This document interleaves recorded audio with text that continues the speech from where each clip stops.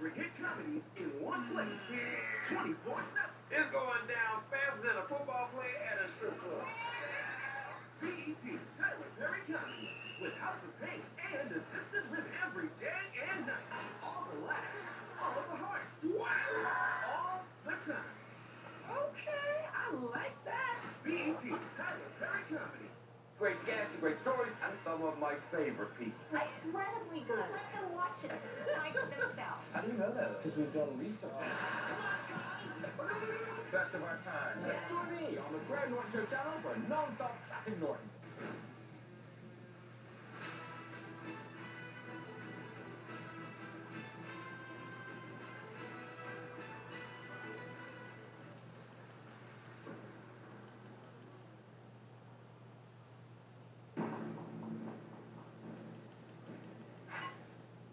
In Dallas, Detective Robert Quirk and his team are investigating the murder of 15-year-old Juanita Payne, who was struck down by a stray bullet. Police found 29 shell casings from an AK-47 and stopped an SUV fleeing the crime scene. Now, they hope the passengers from the SUV can tell them what happened.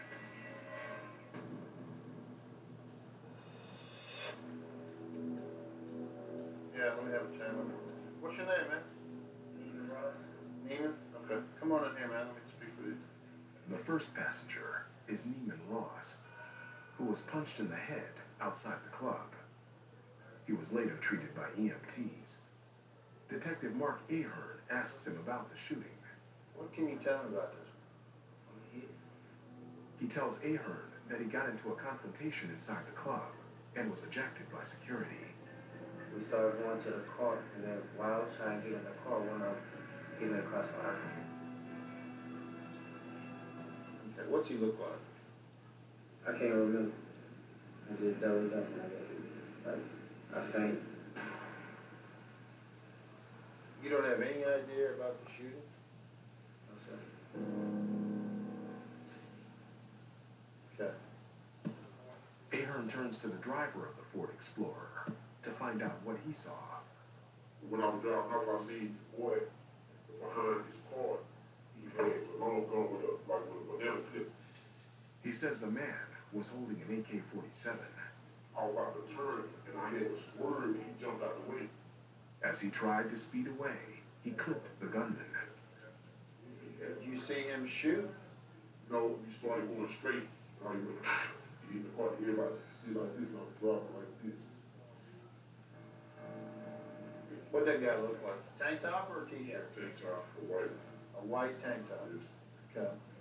The same guys that Neiman was having a problem with inside the club are part of that group that was shooting the guy. Yeah, they did everything. Police no longer consider the passengers in the SUV suspects in the case. What it looks like now is that a fight started this whole thing. And the guy who punched Neiman Ross was with the shooter. Detectives bring in Darnice Jones, the victim's best friend, who was with her when she was shot. They hope she can give them information about the shooting. When we were across the street, I started hearing gunshots. She was like, I'm hit, this friend, I'm shot. And I had her head up, and I was just like, breathe for me, best friend. Ahern breaks the news to Darnice that Juanita died at the hospital.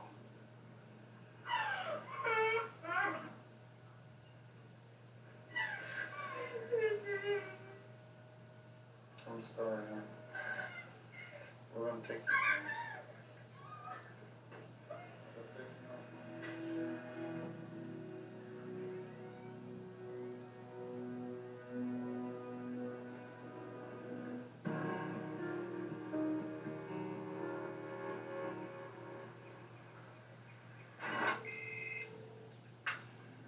Hello, this is Quirk.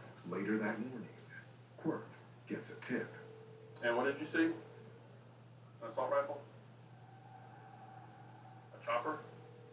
A caller saw the gunman and gives Quirk the name of a man that was with him.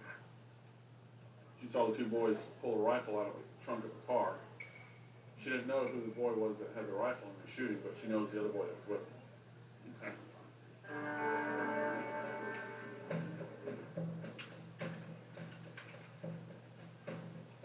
Okay. This is the guy that our tipster says was with the shooter. I really think this guy might have punched the other kid in the head outside the club that started all of this. Let's go get him.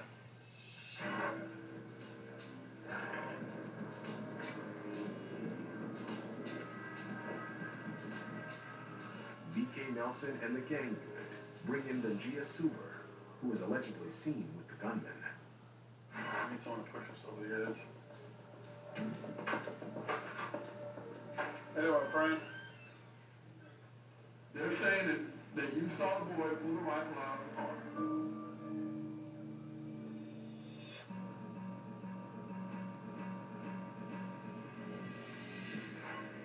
In Tucson, detectives John Dorer and Kathy Kelly are investigating the shooting death of 20-year-old Wayne Anthony Johnson. Megan Allen said the victim and her boyfriend, Johnny, robbed a drug dealer. Then, the dealer shot Anthony. Now, they need the dealer's name.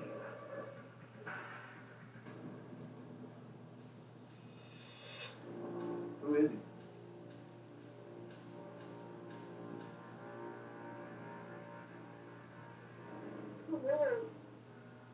Megan gives them the dealer's nickname, Pelon. Have you ever seen Pelon? Never. I've never seen Pelon. Candace know who Pelon is? Does Candace know who Pelon is? I think she might. Why do you think that? Well, because it's her boyfriend's connection. According to Megan, her boyfriend Johnny and the victim were going to rip off a drug dealer named Pelon. We're going to go talk to Candace right now, see if she can give us a real name for Pelon.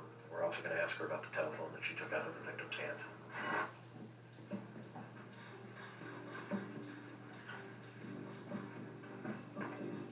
Do you want to answer our questions today?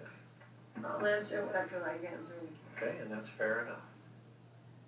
Who is Pelon? Pelon is a drug dealer. What's his real name? I don't know his real name. How do you get in That's touch with him? his... I don't get in touch with him. I don't go through him. That's his what were you going to say? It's his phone, isn't it? The detectives believe that the phone Candace took from the victim may have been stolen from the dealer, Pelon. No, that's not his phone. That's not his phone. That better not be his phone. Yeah, that's not his phone. That better not be his phone. You're not being honest with us, Candace. I did not take Yes. that off of Yes, you Anthony. did. I swear Yes. to God. We're at an impasse. Okay? I did not take it from Anthony. I swear to you. Okay? The team turns to the phone, hoping for information about the man nicknamed Pelon.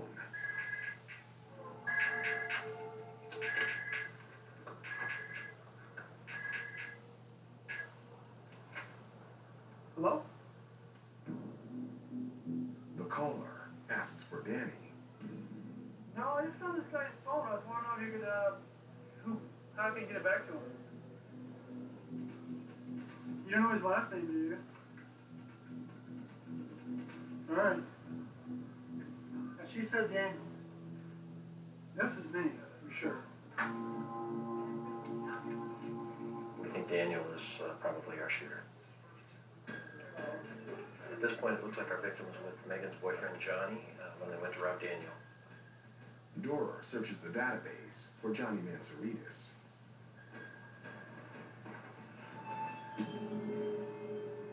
We need to go talk to Johnny, find out what he has to tell us about this.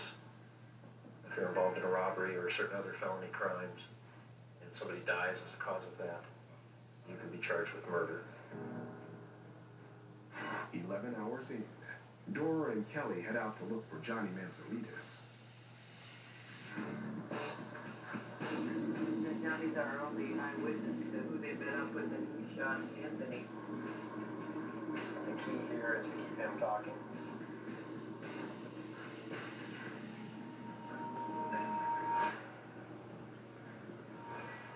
Police find Johnny at his apartment. He's taken to headquarters for questioning.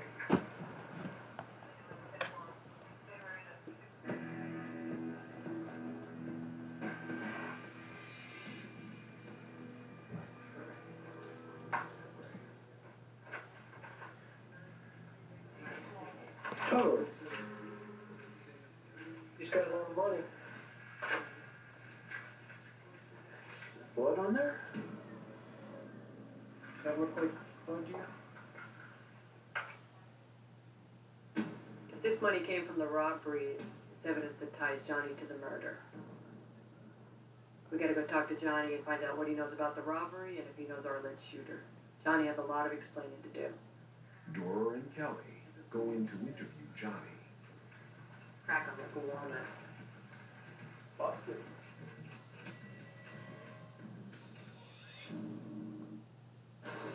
We're homicide detectives. Their chance of solving a murder. This is an execution. He may have hired somebody to do it. Is cut in half if they don't get a lead. A young couple was kidnapped and taken hostage. Within the first 48 hours. The iconic show is now a 24/7 channel. This is airing. Hopefully nobody else will die. The First 48 by A&E.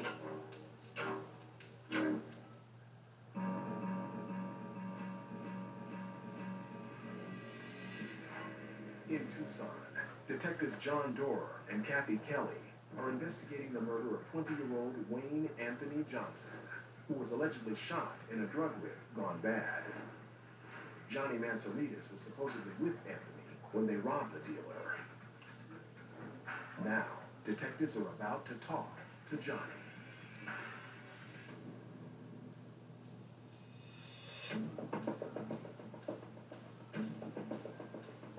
Hey, and you wanna tell us what happened today?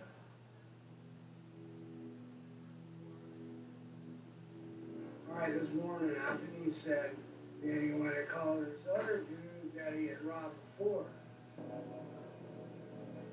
And he's like, hey, just call him so you can cop for me. Johnny claims he and Anthony went to meet a drug dealer to buy heroin. I walked towards the car, and then Anthony ran into the car, started hitting him. He claims he didn't know Anthony was going to rob the dealer. The guy pulled out a bag, and then he grabbed the bag and jumped out of the car and started running. The next thing I know, I heard pop, pop, pop. So who's the guy that came to connect with you? I think his name was Danny. Johnny confirms that the dealer, Alone's real first name is Danny. Tell me what Danny looks like. Mexican. Short hair. I don't even know the guy. You can't tell us who Danny is. I don't know who Danny is. Why did everyone think you were going down to Jack Danny? That was the plan. Because that's what he was saying. Then he said no, then he said yes, then he said no. But I didn't do anything. I jumped out of the car when I realized it was going on. And I ran.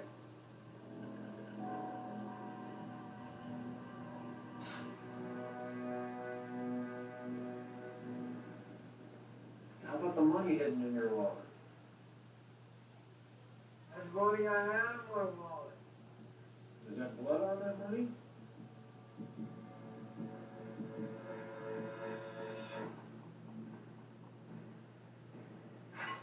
In Dallas, Detective Robert Quirk and his team are investigating the murder of 15-year-old Juanita Payne. A phone tip led Quirk to Dangia Suber, who was allegedly seen with the shooter. Now, Quirk needs to find out what he knows.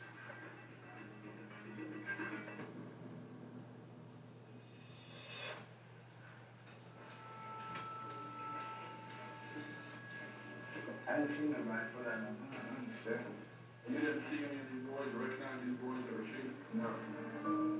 Suber claims he doesn't know the shooter. Well, let's start at the beginning. Anything else that you can think of stay in or I don't even got kicked out. Why did you get kicked out? Because I got into it. I got into it with somebody who jumped me in the pad. Tell me about you getting into it in the club.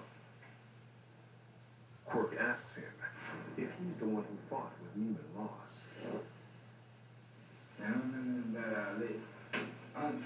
Young man, this is not the time to do this.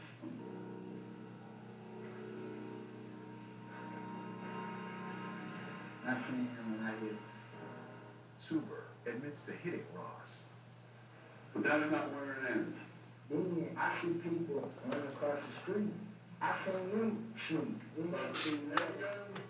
He says he saw someone shooting a handgun into the air. Then, the machine gun fired. They're saying that you saw a boy pull a rifle out of the car. Yes or no? Did you see that? No, sir. Why would they lie about that? I didn't see nobody pull out no rifle. Suber maintains that he doesn't know the shooter.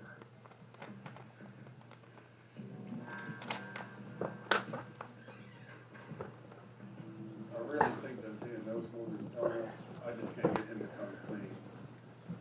Right now, we're not going to hold on to him. He may face assault charges in the future, but I need some more data.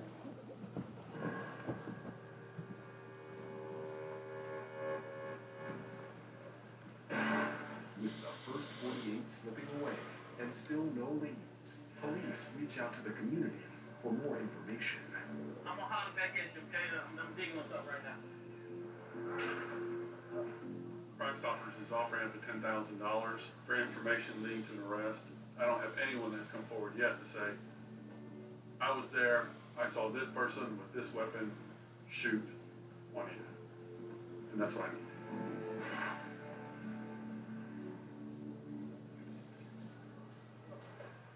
Quirk puts up reward flyers in the shops next to the crime scene. Where's the best kind of best way to post it on my front door?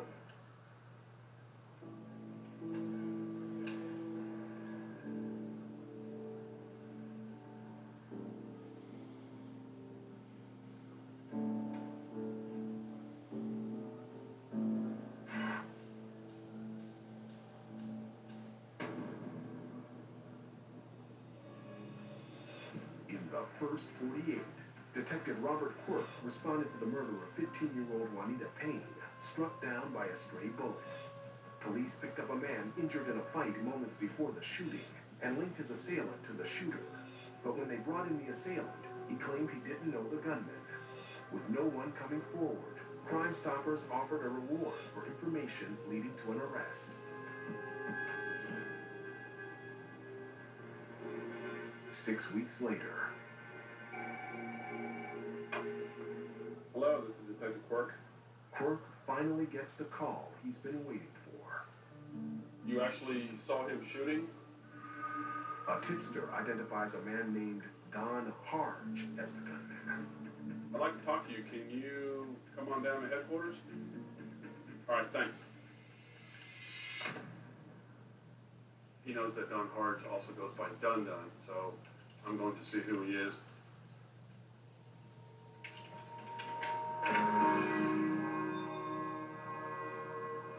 This is a break that we've been really waiting for.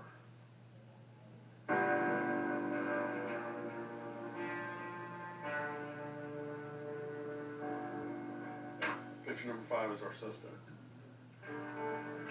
Quirk shows the lineup to the tipster.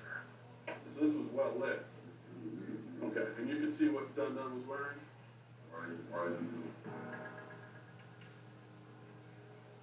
You're about to be shown a group of photographs of individuals. This group of individuals may or may not contain the person who committed the crime. If there's someone in those pictures that you recognize, point them out to me.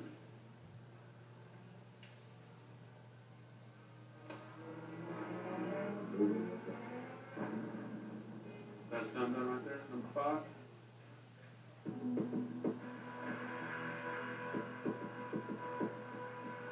The next morning, they find Don Dun Dun Harge at his apartment.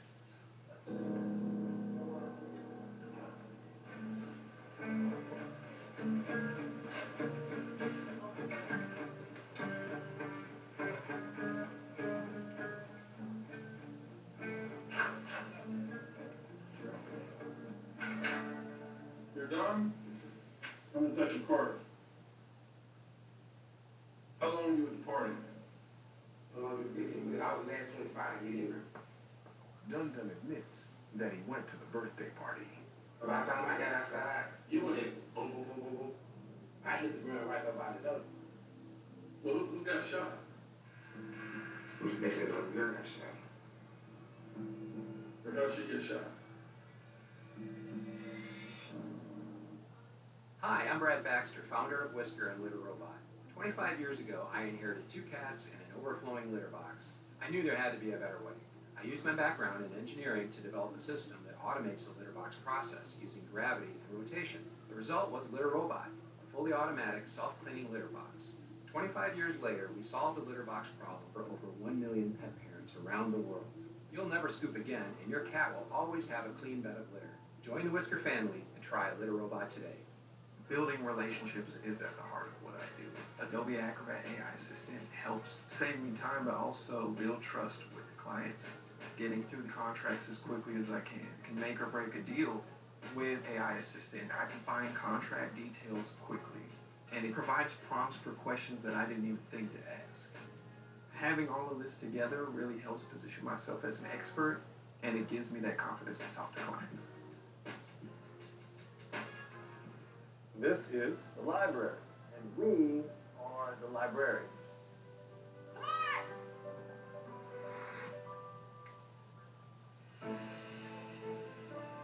You'll be surprised what you can learn at the library. The library was built for you. This is your home. I'm the guardian. My faith. Found out that magic is really real. We're librarians. It's the best choice I ever made. Monster Jam is as big as it gets. Fun for the whole family. Watch the Monster Jam channel. Streaming all the time. Available for free. Anywhere, Anytime, any place. 24 hours a day, 7 days a week. 365 days a year. Now available on Roku.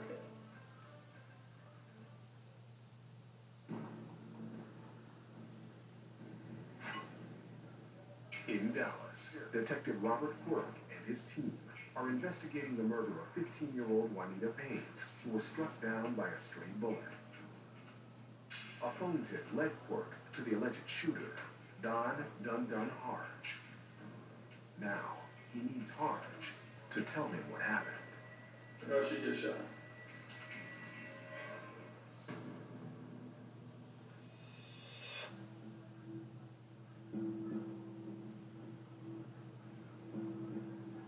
I don't know how she got shot. They said she got shot. There are people putting your name out there. I ain't did nothing to nobody, so. Look, man, I don't think you're an evil person, all right? I think you made a mistake. He smells bad, all right? I know, you can tell. I ain't do that. Well, see, I got lots of people that say you did. Lots of people lying. 17, huh? You finna lock me up? Yeah.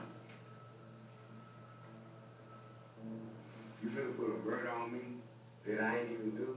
Like, I ain't shot no gun, I ain't. Yes, you did. What physical evidence that you got? I can't remember things about my whole case.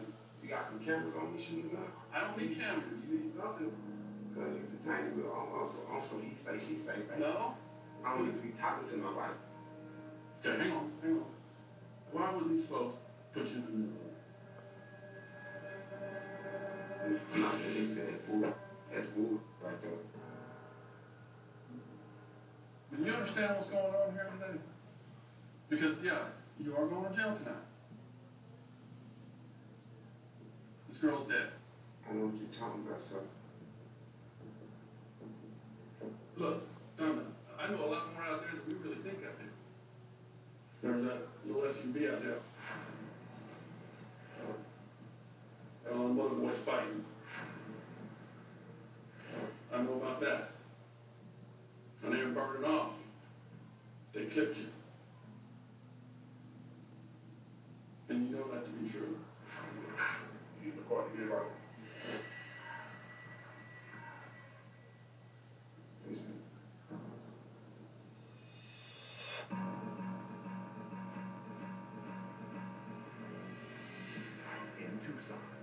Detectives John Doerr and Kathy Kelly are investigating the murder of 20-year-old Wayne Anthony Johnson. They are interviewing Johnny Mansouritis, who was allegedly involved in the drug ring that led to Anthony's death. Now, Doerr needs to know if the money found in Johnny's wallet was stolen in the robbery. Is there blood on that money?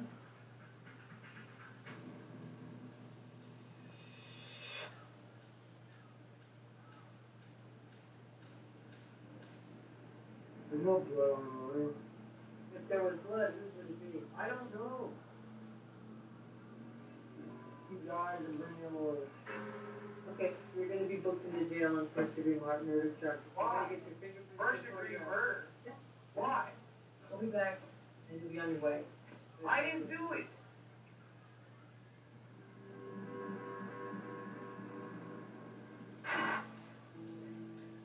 Johnny Mansouritis is arrested for first-degree murder under the felony murder rule and put in jail. We don't think that Johnny actually pulled the trigger or planned to kill his friend. We do believe that Johnny was involved in the robbery of Daniel. During that robbery, the victim was killed. In Arizona, that falls under what we call the felony murder rule, and he is therefore charged with first-degree murder.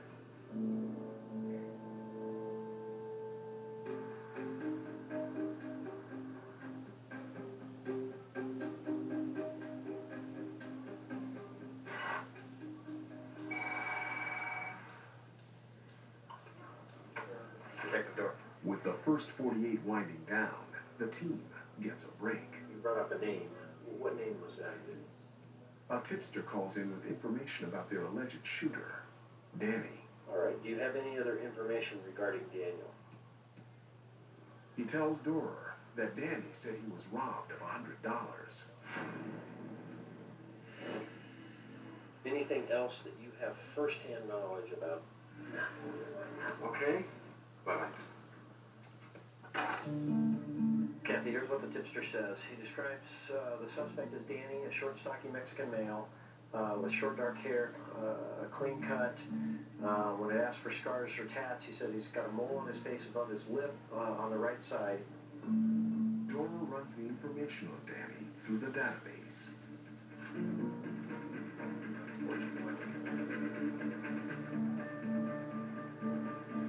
Okay, he's in there. And gets a hit.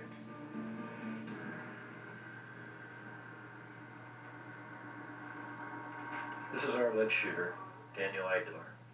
He fits the description. Now all we have to do is go find him. Doerr and Kelly head to the house where they believe Aguilar may be living. Blackout window on this.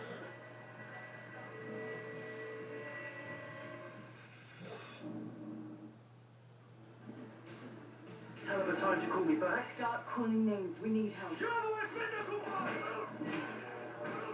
our prisoners. And from this point forwards, this is our outpost.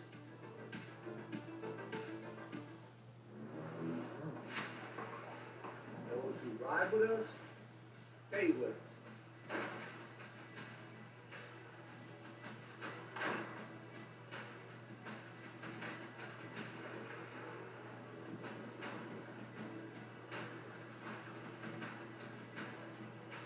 Stick to your guns, boys. That's the way of the West.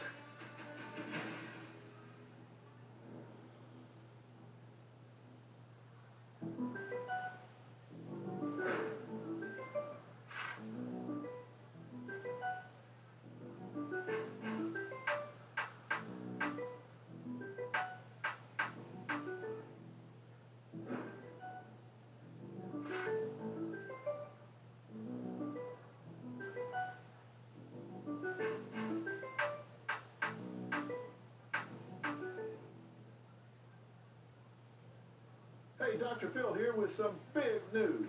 My best of the best episode. episodes are streaming right here on the Dr. Phil Roku Fest channel. The most unforgettable moments, did somebody slip up and write stupid on my forehead with my most memorable guest?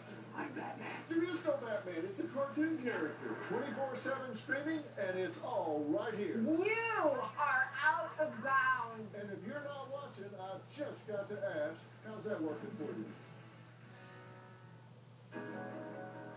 They say beauty is in the eye of the beholder, and there's nothing more beautiful than our Earth. Explore your world every day on Earth Day 365.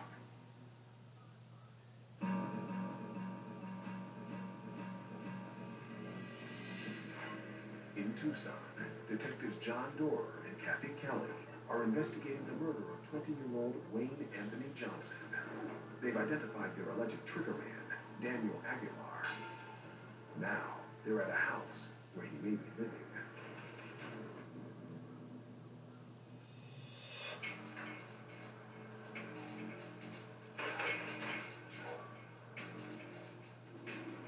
No one is home. You want to go check that out, Director? Yes. With less than an hour to go in the first 48, the team heads to other known addresses in search of Aguilar. About 3 houses west of Liberty. I live at 4240. Does Daniel live here? Do you know where I can find him? The detectives come up empty.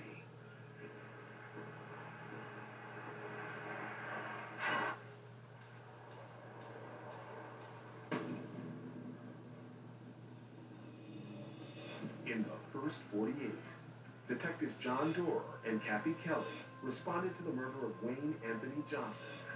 Detectives learned that the victim and a man named Johnny Mansaritas allegedly robbed a drug dealer who shot Anthony in retaliation. Police picked up Johnny, who placed himself at the crime scene but denied taking part in the robbery. A tipster identified the alleged shooter as Danny Aguilar, but Danny was nowhere to be found.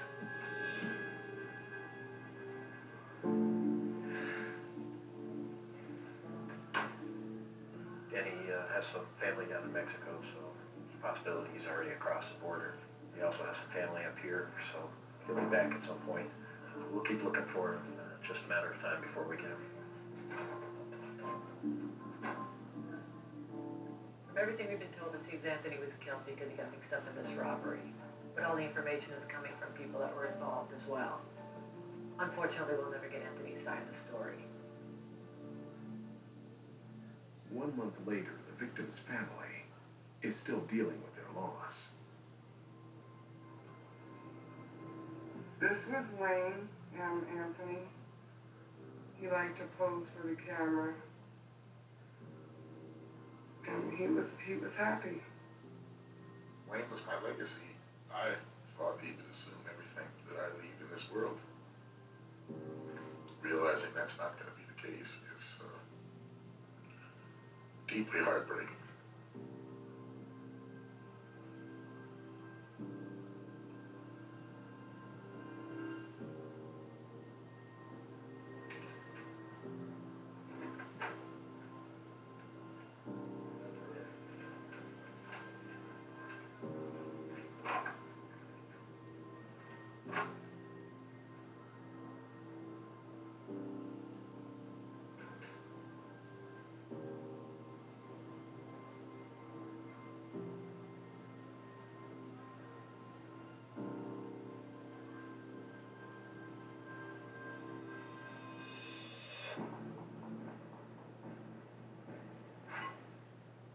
In Dallas, Detective Robert Quirk and his team are investigating the murder of 15-year-old Juanita Payne, who was struck down by a stray bullet. Quirk is interviewing the alleged gunman, Don Dun Dun Arge, who's denied any involvement. Now, Quirk is making one last attempt to crack his story.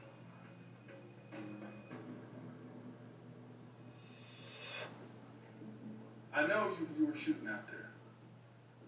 But I also know that you got heart here, bro. And you didn't mean to kill this girl. Well, no matter what you say,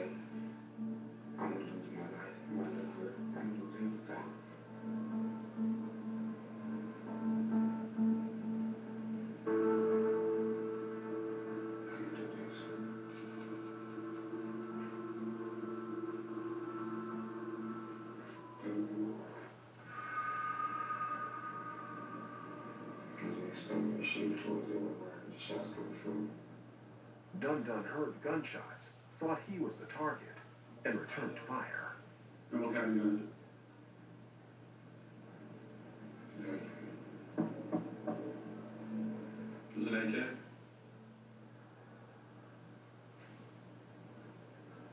I looked at it, just trying to find how much I said.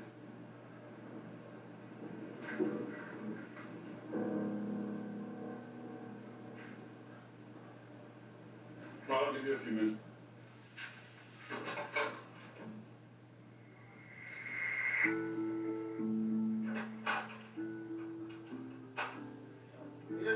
Hey, he done did it. Good job, kid. I see y'all later. It feels real good to finally close this case. We have such a young victim with so much potential and promise in her life. You have a young kid who thinks it's cool to pull out an assault rifle at a party and start shooting. It's totally senseless.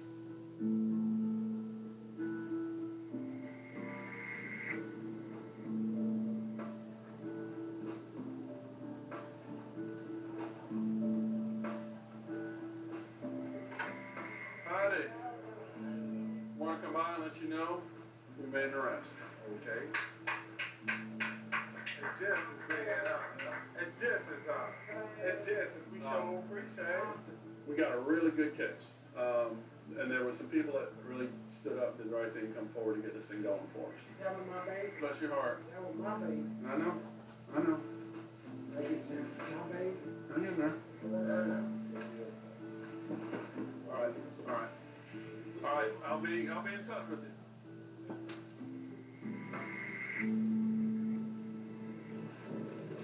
Hard to make sense of a little 15-year-old girl getting shot down in jail.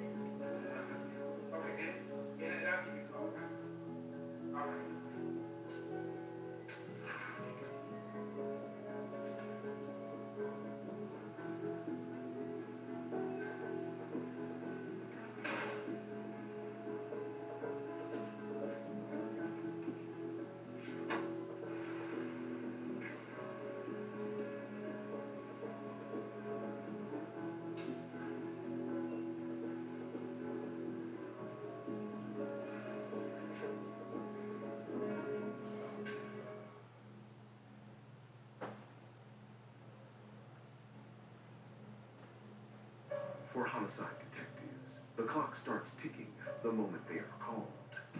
Beer can? With what?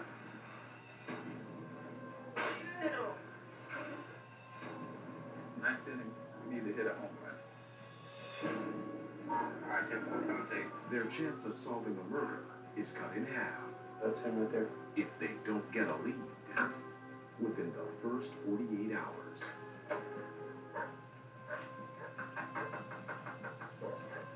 I go. What's your ass? Yeah!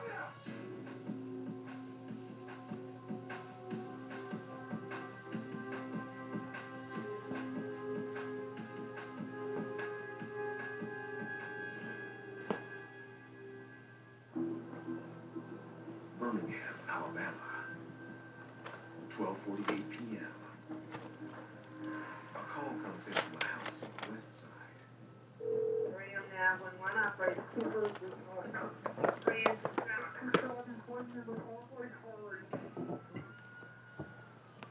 When police arrive, the 911 caller is not on the scene. They find a man in his home, dead.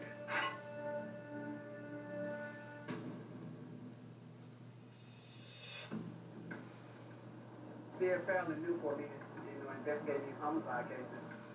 And there's a lot of things that I'm still learning, but I'm learning quick. Lead Detective Marcel Walker has been with Birmingham Homicide for 7 months. Hopefully I can get this thing solved by the end of the day. That's my goal.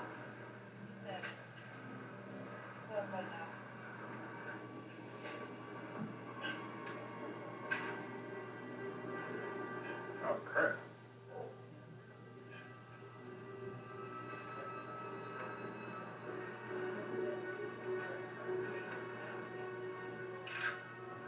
his name is what, Marco?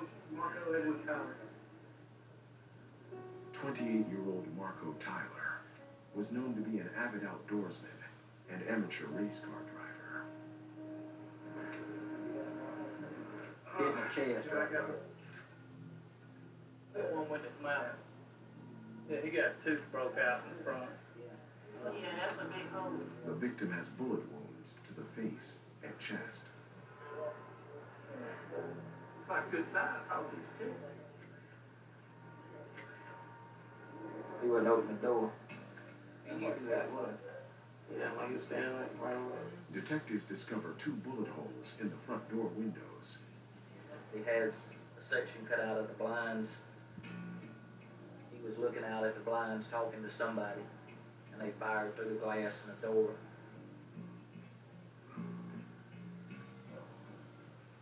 The 911 call comes from that residence. She was at the house. She knows who shot her. Where is she? We don't know. She left. We just gonna start canvassing the community now, see what's going on.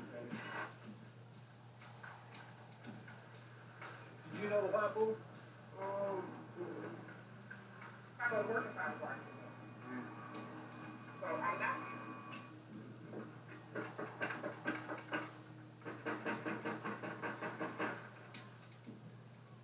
Then, hello? Walker catches a break. I need to talk to you. The 911 caller contacts police. Okay, you come to the headquarters, sir? And agrees to come to the station. Probably gonna be the key to the whole thing.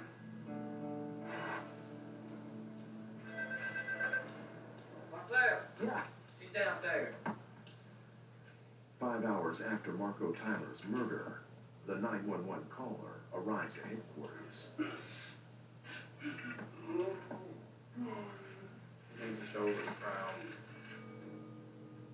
See now.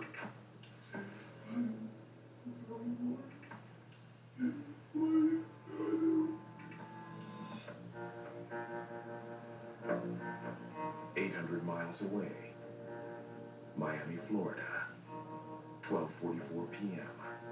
A call comes in from a bayfront park in the quiet Edgewater neighborhood. Please go fire if you have an emergency. Yes, we do. There's a guideline in the ground. Usually every day. It's life or safe. Police arrive at the scene and find a man lying in the grass, dead.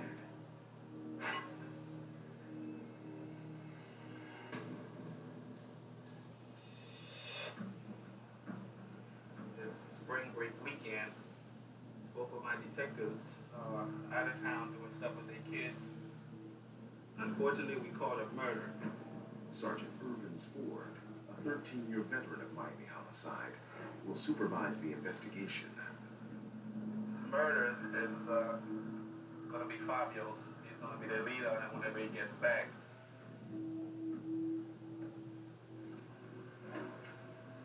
I'm recruiting somebody to work the murder with me. Rick, did you have any plans? Well, all right, good. Welcome aboard. You tied up? You got plans for the next 2 days? Of course not. Hey, I told you, I'm a nice guy. People like working with me.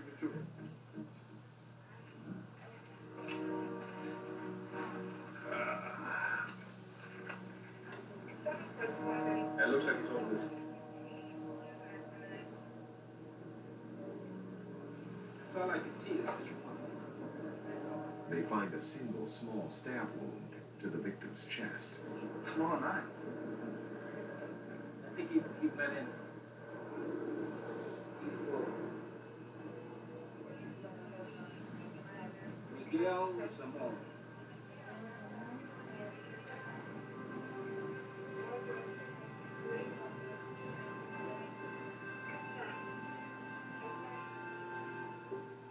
The victim is Miguel Zamora, a 50-year-old Cuban national.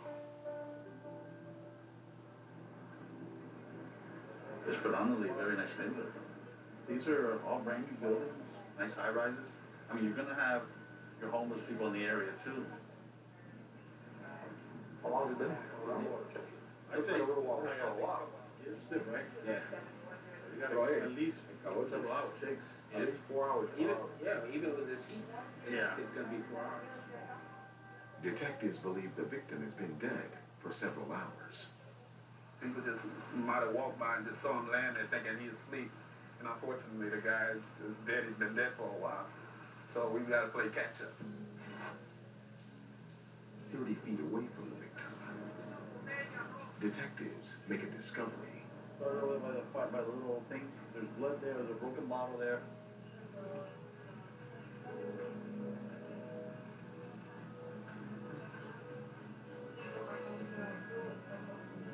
The team finds traces of blood on and around a picnic table. We got blood samples from there, right?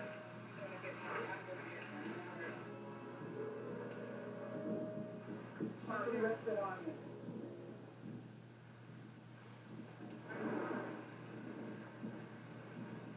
This dude just had blood on him. Beer can? Yeah. With blood? Yeah, I would say this is a primary scene. Blood spatter this way. See that? There's nothing this way. Yeah, it's all concentrated. And it ends up over there. There is no blood trail leading to the victim. You walk away, blood on the CSI collects blood samples from the crime scene.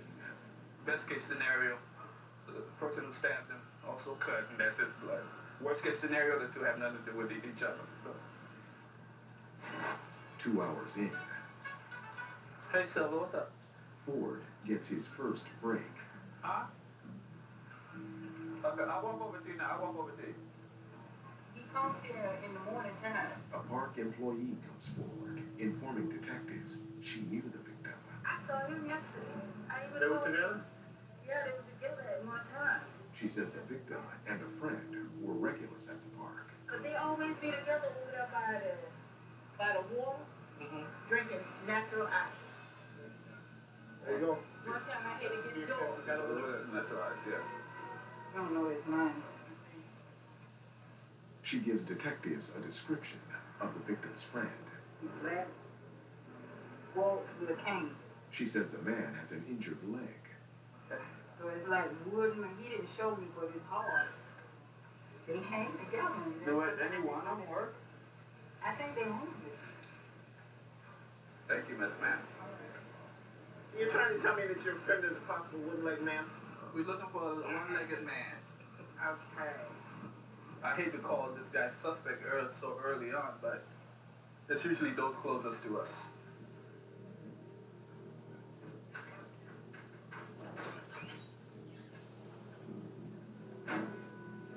We've done all we can here. We have blood samples of what we're hoping is a suspect's blood.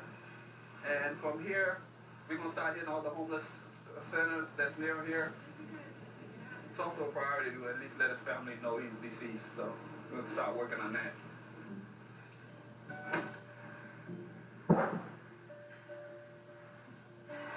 Back at Homicide, detectives search the database to locate the victim's family.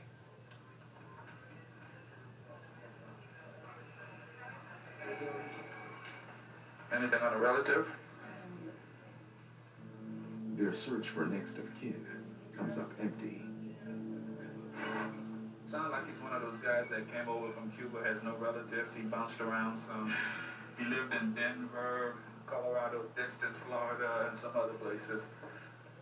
Because he's homeless, it's difficult to track down next of kin. Let's see, this is the time of day where all these churches come out here to feed the homeless. Actually, we're at perfect timing because we do it at 6 o'clock.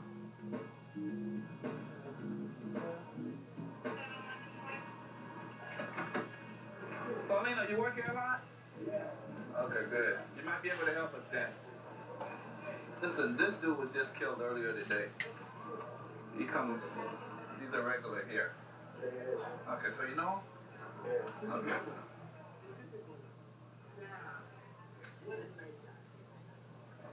Walk with a stick, with a cane, and have a wooden left leg that's with him all the time.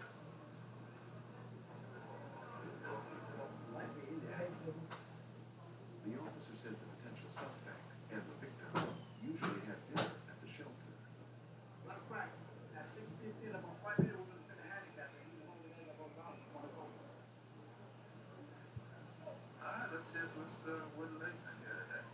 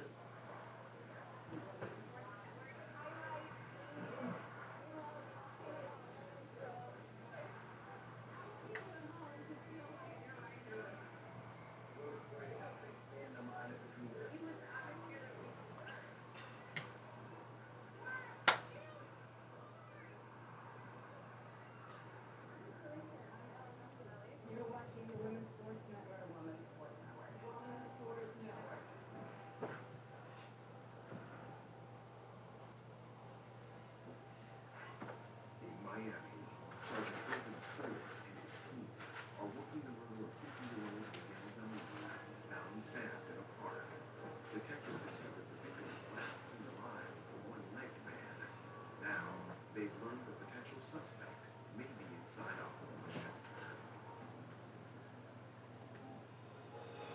How you doing, sir? Have you seen a guy with a cane? He didn't come in today? There is no sign of their possible offender. If you're here with him, would you tell us, please call us?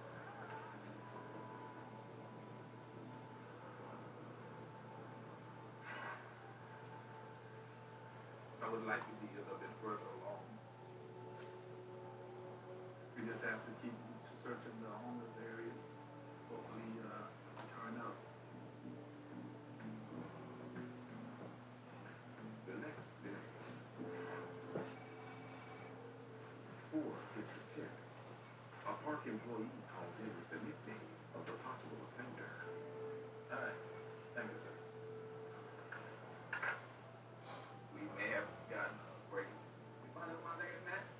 Yeah, I got it, Matt. Huh? I got your name. Street name is Chino. You had a picture? No, we talked about his picture now.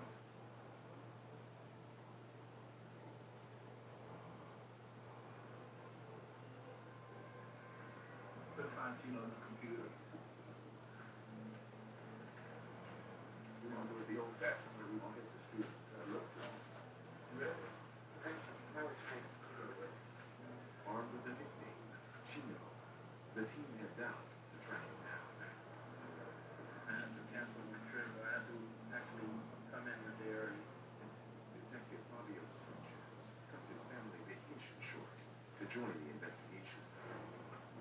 Even though the victim's the only person we need. We value every life. Very little physical evidence we want, but a little willing like that shouldn't be happening. What do we do now?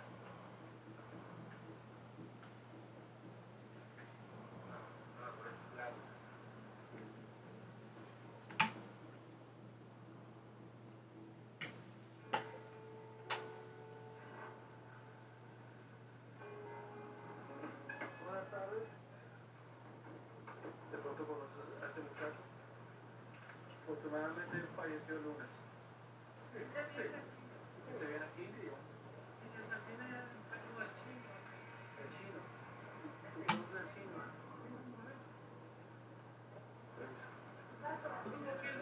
Estuvo aquí el lunes. Sanchez learns that Chino was there buying beer just hours before the murder. It's the same beer found at the crime scene. ¿No tienes el video?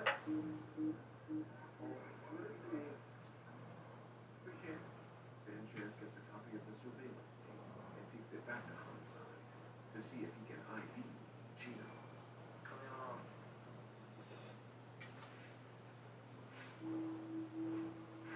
In Birmingham, Detective Marcel Walker and his team are working the homicide of 28-year-old Marco Tyler, found shot in his home. Detectives track down the 911 caller. Now, they need to find out what she knows.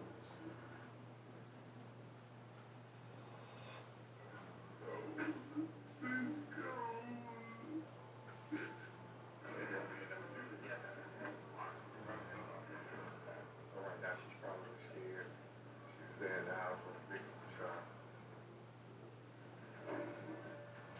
Tell me about what happened today. It was a fortunate day. Slam story all night. Then somebody started banging on the door. And as they get back home, I was here. And so I stepped back. And I heard the person. And I heard her struggle with the door. The 911 caller says she doesn't know the shooter. And Marcos, go ahead, but I need you to think really hard.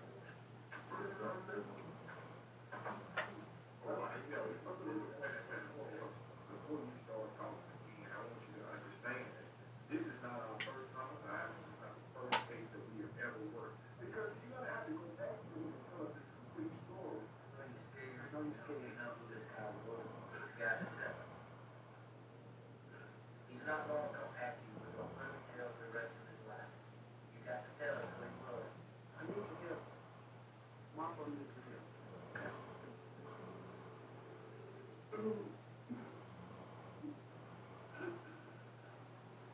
I'm moving around. I got people who they call me all. Didn't know that. Didn't know about it. She says the shooter gave her a ride to a nearby convenience store. I don't know. I used to move around. When was this? What time?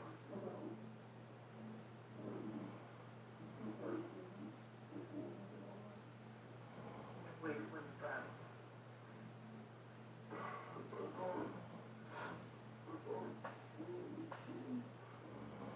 He didn't offer so you don't do it. He didn't offer bisection. He just gave you a ride. Just that's unusual. Yeah. The story that you expect us to believe is that you just so happen to get in the car with some guy. He brings you back over to this apartment and then comes back to kill your boyfriend. If you're expecting me to believe it, whoever he is, this man lost his life today. I'm trying to get all the information here.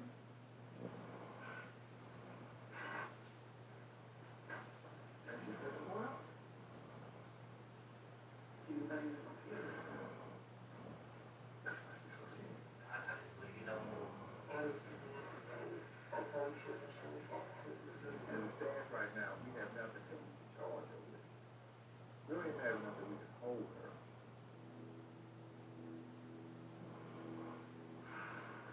Collins. Detectives let the 911 caller leave.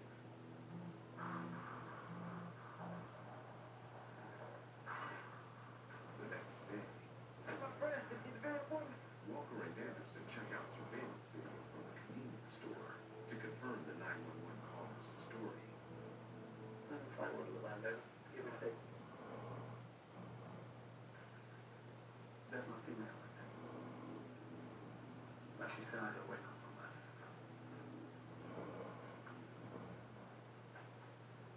We'll explore.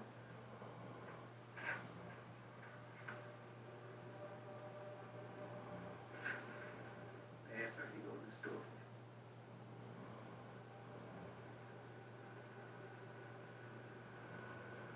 What they talking? Now she get in the vehicle with it. And see what say.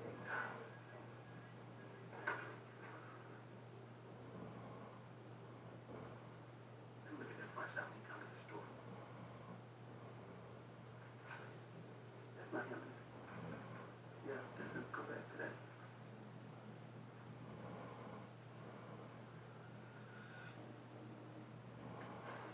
For homicide detectives, their chance of solving a murder. This is an execution. He may have hired somebody to do it. Is cut in half if they don't get a lead. A young couple was kidnapped and taken hostage. Within the first 48 hours. The iconic show is now a 24/7 channel. This is very... Hopefully nobody else will die. The first 48 by A&E.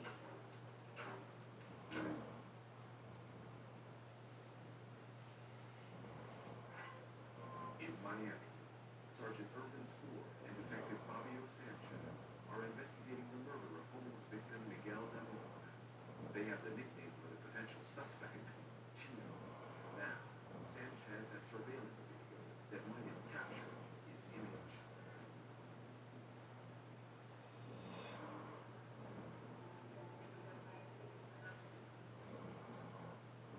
Cashiers right here remember selling them some beer that they don't use that.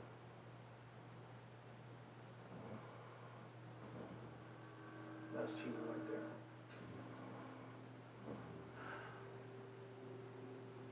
Natural edge. Gotta put it out there for patrol. It's just a matter of finding him now.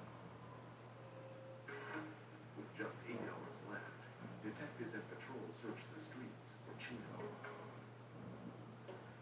You recognize this guy?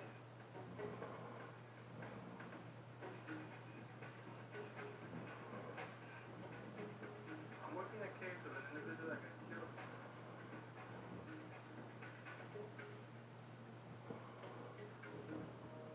Looking at.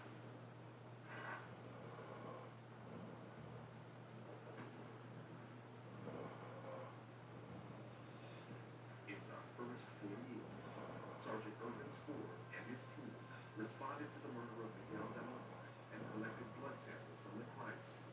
Detective Fabio Sanchez ID'd the potential suspect, the victim's friend, Chino, but couldn't find him.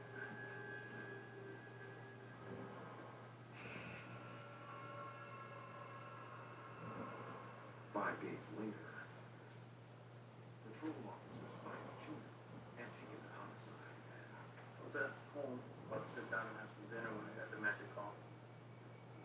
It was Eduardo P. Garcia. To see what he has. Alcohol, trespass, alcohol, disorderly. Looks like he likes to rock. CSI photographs Chino and notices cuts on his face and hand. He's like, well, when I was cutting some cans, I cut myself.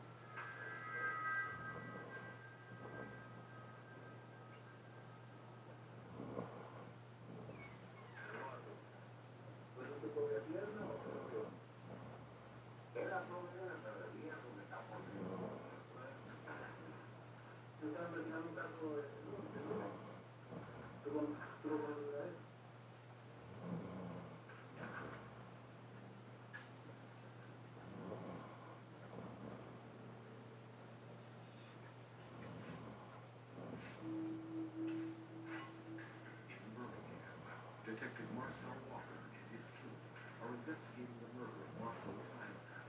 Detectives learned the 911 caller met the possible suspect at a gas station. Now, they hope to ID the potential offender from the surveillance video.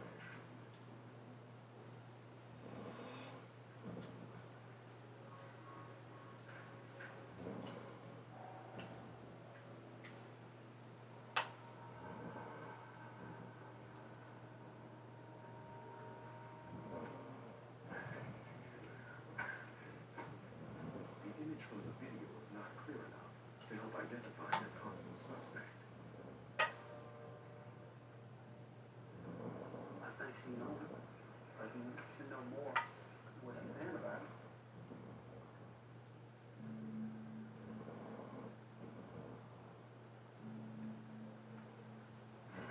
The next morning, with only 5 hours remaining in the first 48, Anderson gets a big break. The 911 caller confessed to an anonymous source. She did not tell detectives the whole truth. Okay. She has information on homicide. We need her bad. 3 hours later, the 911 caller is brought back to homicide. Now she ready to tell you. You can see that sign on the leaf, like, okay, y'all got me now, I want to tell you, I just want to get this off my chest.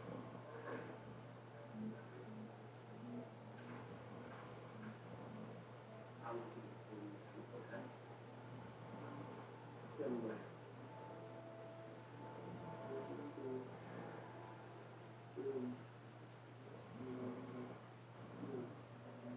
She admits to knowing the suspect, but only by his nickname, Smooth.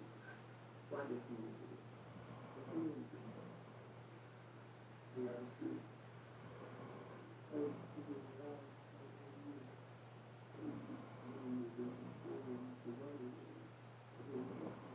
She says Smooth offered to pay for sex.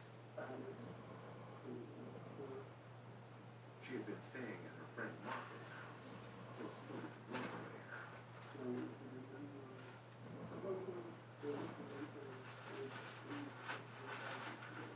While Smooth waited in his car, she asked Marco if she could use his house to have sex with Smooth.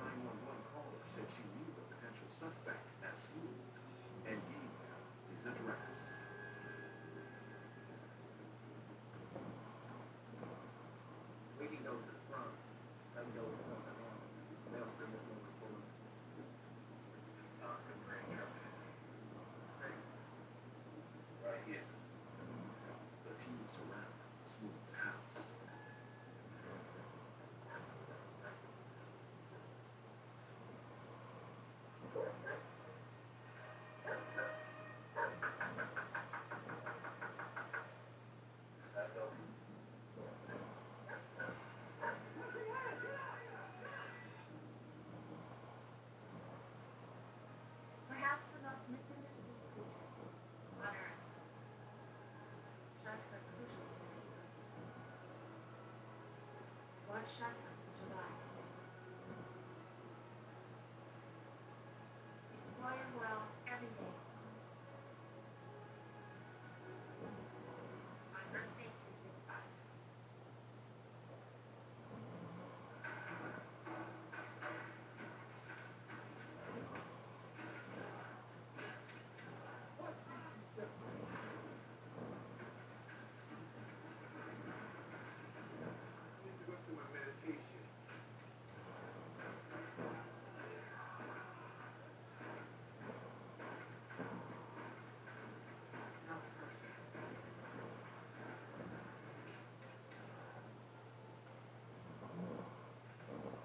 You don't need to be a movie buff to love Cinnabon classics. You just need to love movies. You got it! Why are you desperate? Movies with adventure. Well, I got something bigger than we thought. Laughs. This is Miss Kennedy, kid. And romance. Don't you know I got one funny point? But hey, movie buffs are welcome here too.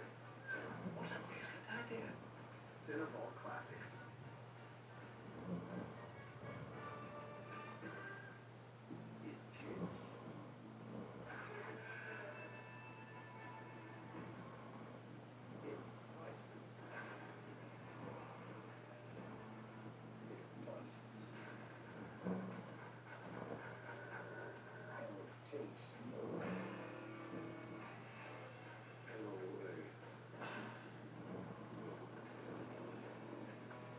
Watch Hellray rip on the road quartet.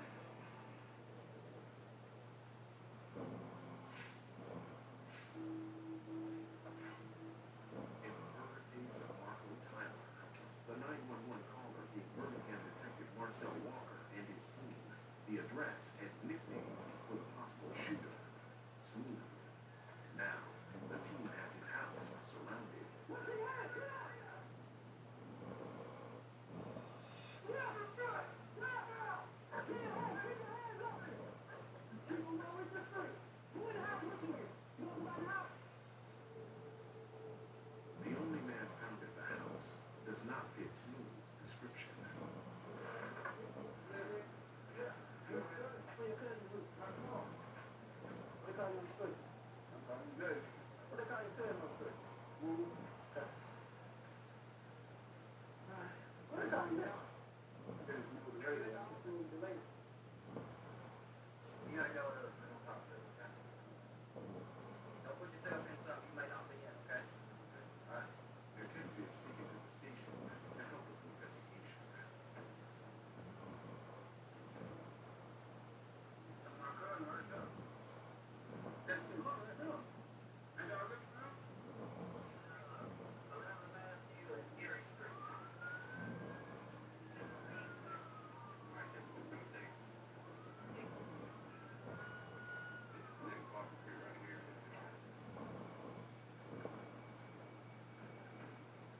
Patrol apprehends Smooth driving red Impala.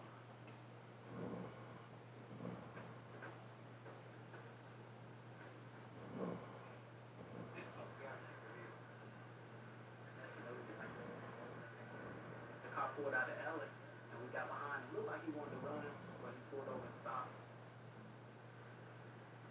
Got it. Appreciate that. Thanks, sir. Y'all coming on, man. No problem. Go ahead and let them tow it. Go ahead and take them on to the admin building. Yeah. Police bring their potential suspect, Michael Smooth Talbert, to homicide. See if I get a mugshot.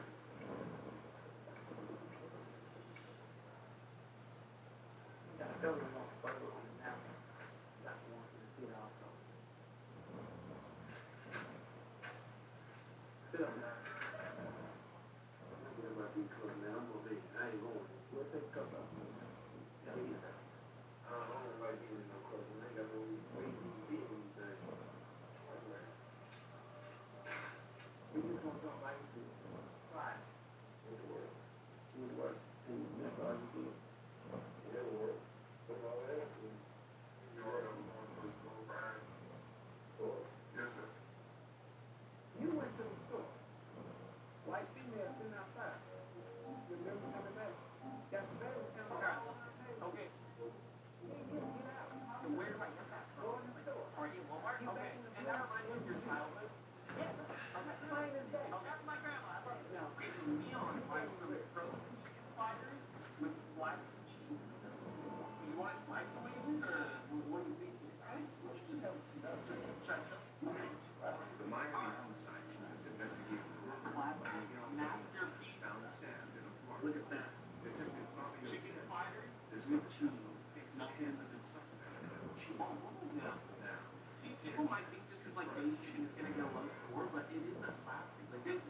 remind me of my childhood too, so I'm Apple Pete. You can't go wrong, that's the thing. But if we're comparing it to all the other childhood movies,